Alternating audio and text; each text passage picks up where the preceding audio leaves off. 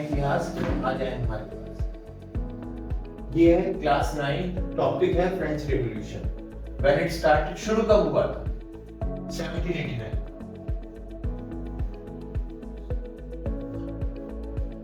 And how it started, कैसे शुरू हुआ? तो सीधी सी बात है, the French society was divided into 3 section, 3 वर्गों में बटा हुआ था। क्लर्जी, नोबल्स और पीजेंट्स। अब नोबल्स और क्लर्जी कौन है? रईस वर्ग, कनेक्टेड टू किंग, भाई राजा के बड़े खास से लोग। तो राजा कौन थे? लुईस 16।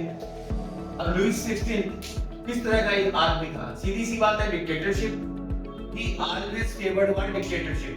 जो डिक्टेटर होता है उसका एक ही काम होता है, जो मैंने कर दिया वो ठीक और बाकी जो कुछ है वो सब गलत। अब उसने क्या तरीका बना रखा था? थ्री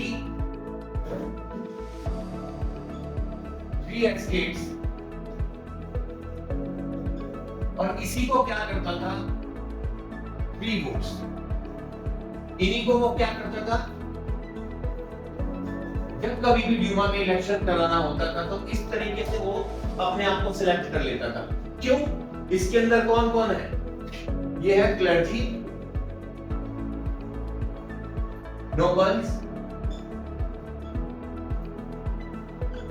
और पीजेंट्स। पीजेंट्स में भी कौन है? 60% तो है लैंडलेस, जिन पर जमीन है ही नहीं, महाकंगाल टाइप के लोग, ठीक है, जिन पे ना आगे का ना पीछे का, ना खाने का ना पीने का ना लेने का, तो कुछ नहीं भाई, ठीक है। और बाकी कौन से बचे? 30%। ये कौन से हैं? इक्का दुक्का प्लॉट जिनके हत्ते हैं, थोड़ी बहुत खेती कर लें, खा लें और थोड़ा बचा लें।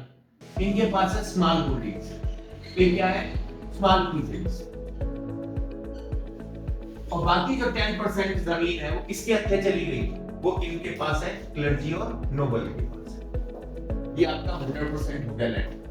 अब इसके अंदर भी टैक्सेशन का तरीका क्या है कि क्लर्जी और नोबल तो इतने नवाब है भाई, ये कोई टैक्स देंगे ही नहीं।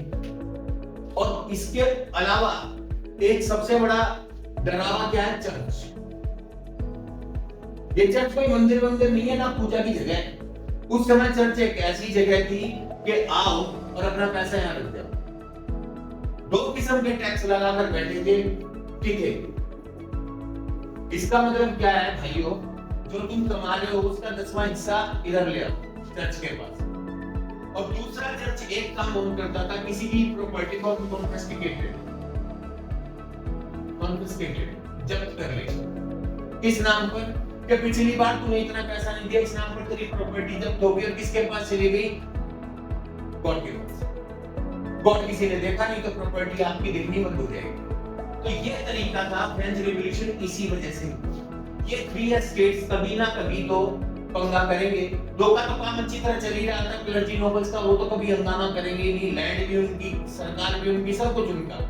अब जो पीजेंट्स थे, इनमें से ड्रामा क्या हुआ कि पीजेंट्स के कुछ बच्चे कहां चले गए? अब्रूड, ट्रेड के लिए और किसके लिए बेटा? स्टडीज के लिए। अब ये क्या बन गई? पैसा आ गया इनके पास, पैसा भी आ गया, इकोनॉमिक फैक्टर्स भी आ गए, इकोनॉमी भी इनकी ठीक हो गई। तो थोड़े दिन बाद ये क्या बनकर बैठ गए? Middle class. मिडिल क्लास कैसे बने हैं बेटे? क्योंकि अब ये क्या हो गया?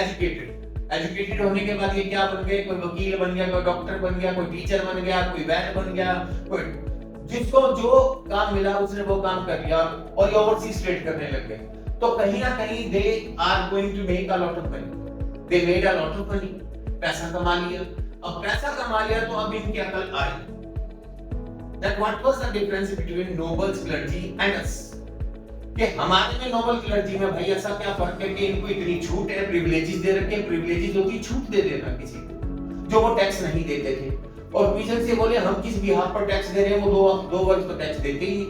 इन्होंने क्वेश्चन पुट अप करने शुरू कर दिए और अचानक वहां पर किस तरह की नौबत आ गई कि किंग्स के सामने ये प्रॉब्लम खड़ी हो गई। पीजेंट्स ने प्रॉब्लम फोकस कर दी और राजा ने क्या बुला ली? एक बैठक बुला ली, जिसको कहते हैं A meeting was called there। और वो कौन सा था? वर्साइल्स का पैलेस, मिरर पैलेस। और वहां भी उनके साथ कितना बढ़िया ट्रीटमेंट था कि पहले तो एस्टेट्स तो कुर्सी पर बैठेंगे और वो कितने थे? 300 दोनों मिलकर। और भाई जो थर्ड एस्टेट के लोग थे वो कितने थे 600। वो कहाँ खड़े हुए उन सबके पीछे बैकग्राउंड में। और ladies and jobless and having no money were always known as what passive citizen. उनको हमेशा क्या कहा जाता था कि औरतें और नाकाबिल लोग हमारे लिए क्या है पैसिव सिटीजन, ये एक्टिव है ही नहीं। तो राजा ने भी क्या कहा कि इन लोगों को बुलाया जाए, औरतों को उसमें शामिल नहीं किया। और थर्ड एस्टेट के लोग पीछे खड़े हुए थे। जब थर्ड एस्टेट के लोगों ने कहा कि वन मैन वन वोट का प्रिंसिपल आप लागू कर दो, तो राजा तो आज तक वही काम करता आया था कि 3 एस्टेट है, 3 वोट है, 2 मेरे हाथ आई जाएंगे और मैं जीत जाऊंगा। अब जब राजा को पता लगा कि 600 300 के बराबर नहीं होते, 600 तो 300 का डबल होता है, तो मैं हार जाऊंगा।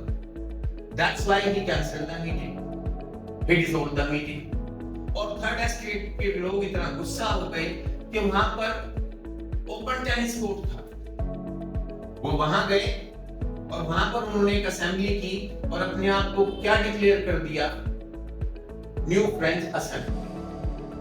And at that moment the middle class was born there, because French Revolution was the first revolution ever happened in the history। इससे पहले ना कोई क्रांति हुई थी, ना कोई आगामी क्रांति होने वाली थी, ये सबसे पहली क्रांति थी। इसमें जो आपको ईयर दिया गया है 1789, और इसमें सबसे बड़ा पंगा कब होता है जब किंग पेरिस की गलियों में सेना खड़ी कर देता है। Regarding what? क्योंकि राजा को ये लगा कि लोग क्रांति कर रहे हैं तो वही हंगामा ना कर दे, ब्रेड शॉप्स पर अटैक ना कर दे, लेडीज वगैरह, क्योंकि इस तरह के इंसिडेंट्स हो रहे थे। और धीरे धीरे फ्रांस में आग लगती चली जा रही थी। राजा ने तो बेचारे ने एक वार्निंग के तौर पर पहले सेना खड़ी कर दी, लेकिन एक र्यूमर फैल गया लोगों में, पेरिस के लोगों में, कि राजा ने हमारे घर के बाहर सेना खड़ी कर दी है, अगला ऑर्डर होगा तो ओपन फायर। तो इससे पहले राजा ने गोली मारे। somehow 700 people, ठीक है, gathered there and went towards their basilica। basilica prison house है जो किंग का था, वो राजा की पहचान थी, ये समझ लो मुकुट का ताज। अब राजा के मुकुट पर अटैक कर दिया उन्होंने, बेसिलिका पर क्या कर दिया, आक्रमण।